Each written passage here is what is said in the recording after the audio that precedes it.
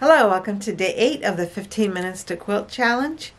Today I'm going to be working on my Olympics quilt. And this is it. You get to watch me wrestle with this in my domestic sewing machine.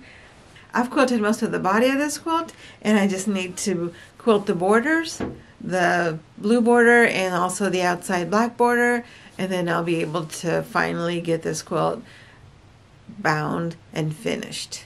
This is a long-term project, so I'm really excited to get it finished. You get the fun of watching me wrestle this monster. This is a twin-size quilt, a little bit bigger than a twin-size quilt probably, in my domestic sewing machine. I hope you sew along with me. Let's get started. Okay, let's talk about the plan for this quilt. So here's the top, and here's the first border, and here's the second border.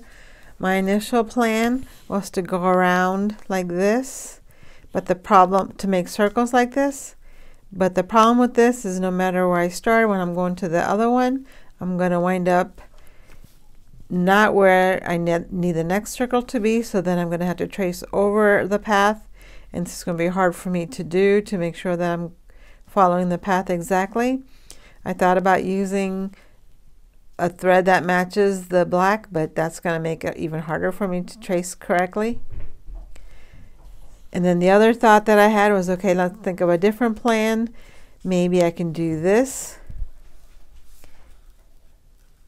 and then when I'm done with this row, I can go back here and finish out the circle. That might work better, but the problem with this is that it's going to be hard for me to make sure that I'm matching, that I'm starting and stopping at the same place, especially as I'm wrestling this quilt in the machine. And the other problem with this method is that this is the widest part of the quilt, and all of this stuff while I'm quilting it is going to be all stuffed up into the sewing machine here. And I don't have a big throat in my sewing machine for it to handle this much width in the machine. So then I had a different idea finally, is to turn the quilt this way. In this method, most of the weight of the quilt will be on the outside of the sewing machine, so there'll be very little inside the throat space. And then what I can do is use this as my base, and I can just go like this around like a D, and then I can go down here and start the next circle. And I can either start the next circle here and make it go like this, and the other option that I had that I like better is to overlap it a little bit so then it looks like rings. And it's just a matter of making these consistent sizes. I know they won't be consistent, but I'll just do my best. I think this method will have the fewest number of problems. Then once I looked at the quilt again, I realized that there were two borders that I need to work on. I had the blue border and the black border. I can't really think of anything fancy to do on this one either. Not sure. I could either just make like a zigzag. That might probably work. I was thinking about doing circles here too, but maybe a zigzag would work better. Okay, I think that's it. We have a plan, and so we can get started quilting.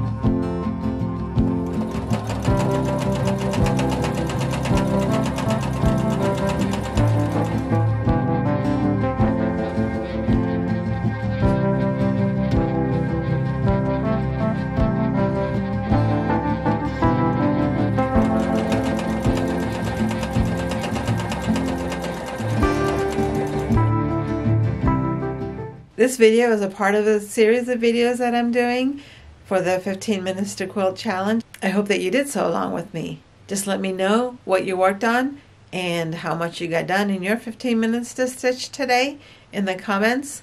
And on January 1, I'll draw a prize winner from all of the entries that I received. Thank you for watching. I appreciate all of your support, and I'll see you tomorrow.